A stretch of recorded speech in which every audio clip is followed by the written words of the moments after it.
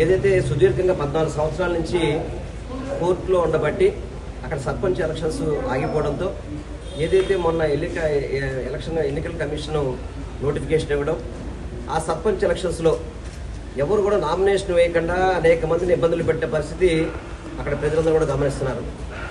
Mary అనే ఆమె ఒక దళిత మహిళని ముందుకొచ్చి నేను ఎలక్షన్లో పోటీ చేస్తానని చెప్పి వైఎస్ఆర్ కాంగ్రెస్ పార్టీ తరఫున నామినేషన్ వేస్తే ఆమె ప్రమేయం లేకుండా ఆ సంతకాన్ని ఫోర్జరీ చేసి ఆమె తెలియకుండా ఫారం విత్డ్రా చేసి ఏకగ్రీవంగా ఎన్నికలు అయిపోయినాయని చెప్పని అక్కడ అధికారులు ప్రకటించడం అనేది చాలా దురదృష్టకరం, బాధాకరం కూడా.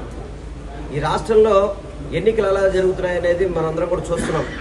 ఈ సంవత్సర కాలం నుంచి దుర్మార్గపు పాలన, దురదృష్టపు పాలన, రౌడీజం పాలన ఈ సంవత్సర కాలం నుంచి చూస్తున్నాం.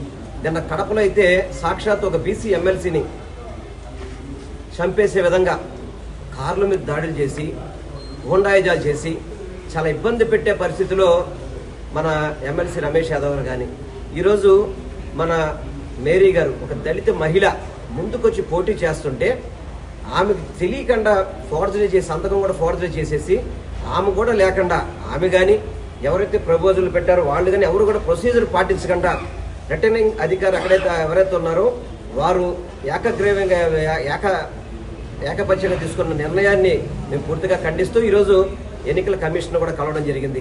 అందరం కలిసి మేము కానీ, మా సురేష్ గారు, అదేవిధంగా మా విష్ణు గారు, మా మేరీ గారు, ఇతర ముఖ్య నాయకులంతా కలిసి, కనకరావు గారు అందరూ కలిసి రావడం జరిగింది.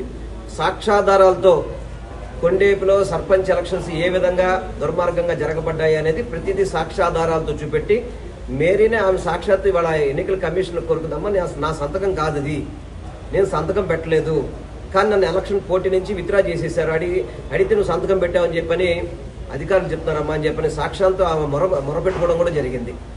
అందుకనే ఎన్నికల కమిషన్ మేము కోరుకుంటున్నాం, నిష్పక్షపాతంగా ఎంక్వైరీ చేయించాలి. ఎవరైతే అధికారులు ఈ దుర్మార్గానికి పాల్పడ్డారో వాళ్ళ మీద యాక్షన్ తీసుకోవాలి. అదేవిధంగా కొండేపి పోలీస్ స్టేషన్లో కూడా కంప్లైంట్ కూడా ఇవ్వడం జరిగింది. వాటి మీద త్వరితగత విచారణ జరిపించాలి.